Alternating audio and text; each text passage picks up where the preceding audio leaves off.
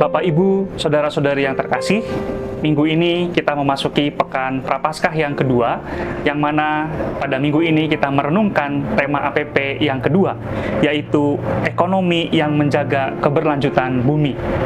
Melalui tema ini, kita diajak untuk merefleksikan bahwa apapun aktivitas dan kegiatan ekonomi kita, seharusnya kita juga menjaga dan meningkatkan kekayaan bumi, bukan merusaknya atau mengabaikannya. Karena bagaimanapun juga, bumi dan segala isinya ini diciptakan baik adanya untuk kelangsungan hidup manusia sekarang dan untuk generasi yang akan datang. Dalam pengantar, jelas dikatakan bahwa ekonomi ekologis itu artinya adalah ekonomi yang berkelanjutan, adil terhadap sesama dan makhluk lain yang hidup di bumi, serta memikirkan keberlanjutan bumi untuk generasi berikutnya.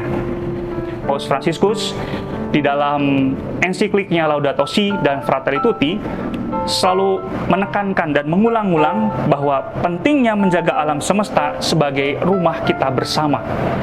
Karena kalau rumah kita ini aman, rumah kita ini nyaman, rumah kita ini kita jaga, maka hidup manusia pun akan nyaman, akan terjaga untuk generasi-generasi selanjutnya.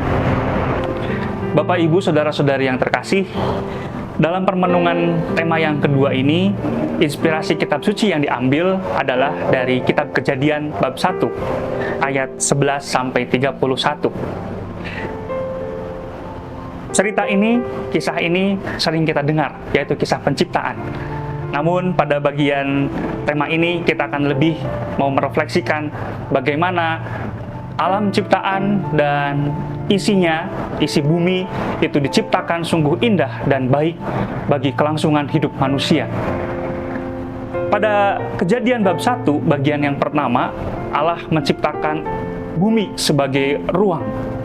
Kemudian pada bagian berikutnya yang dimulai dari ayat 11-31, di sana Allah menciptakan isinya dan menata isinya, yaitu yang dimulai dari kisah penciptaan tumbuh-tumbuhan.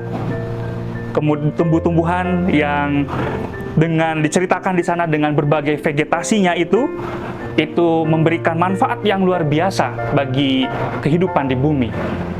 Kemudian pada bagian berikutnya diceritakan bagaimana Allah menciptakan dan menempatkan makhluk hidup sebagai bagian dari bumi yang diciptakan oleh Allah itu. Dan pada bagian yang terakhir, baru manusialah yang diciptakan oleh Allah.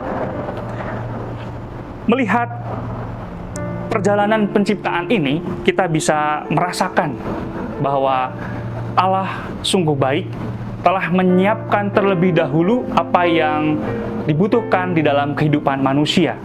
Dan apa yang disediakan itu pun ditata sedemikian rupa agar satu dengan yang lainnya saling berhubungan.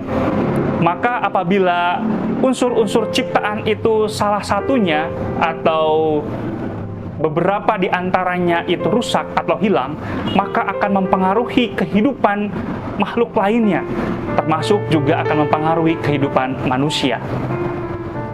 Melalui kisah kejadian ini, kita diingatkan bahwa Allah menciptakan dunia, menciptakan bumi dan isinya, dan juga manusia di sana, itu memiliki keterkaitan yang mana harus dijaga. Kita seringkali memanfaatkan alam ciptaan dan bumi ini hanya untuk kepentingan yang semu. Kita mencoba menikmati itu hanya untuk memuaskan hasrat kita saja di dalam hidup, tanpa kita berpikir bahwa apa yang sudah kita ambil itu bisa saja merugikan unsur lainnya, atau bahkan bisa mengancam kelangsungan hidup manusia. Maka melalui inspirasi kitab suci dari kitab Kejadian ini, kita diingatkan lagi bahwa Allah menciptakan bumi ini baik adanya, dan unsur ciptaan satu dengan yang lainnya saling berkaitan. Oleh karena itu, kita manusia yang seringkali memanfaatkan ciptaan-ciptaan Allah ini, kita diajak untuk berpikir ulang. apakah yang sudah saya ambil, apakah yang sudah saya gunakan, itu juga bisa merusak kehidupan lainnya, bisa merusak atau bisa mengancam kelangsungan hidup manusia saat ini dan generasi yang akan datang.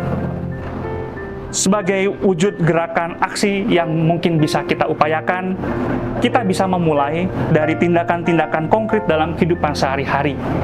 Misalkan, barangkali kita bisa mulai membuat daftar belanjaan yang cukup dan yang memang sangat diperlukan untuk hidup kita. Jangan sampai kita jatuh pada godaan-godaan konsumerisme. Ingin membeli, ingin memperoleh apapun itu yang sebetulnya belum tentu kita butuhkan. Lalu yang kedua, barangkali dalam praktek-praktek hidup kita harian kita bisa menggunakan barang-barang yang ramah lingkungan. Misal, ketika kita berbelanja, barangkali kita mengurangi untuk tidak menggunakan kantong plastik. Atau barangkali jika kita bekerja bersama orang lain, kita juga bisa turut memperhatikan bagaimana orang-orang yang bekerja dengan kita itu juga hidupnya terpenuhi secara ekonomi, hidupnya juga sejahtera. Terima kasih, selamat ber-APP, Tuhan memberkati.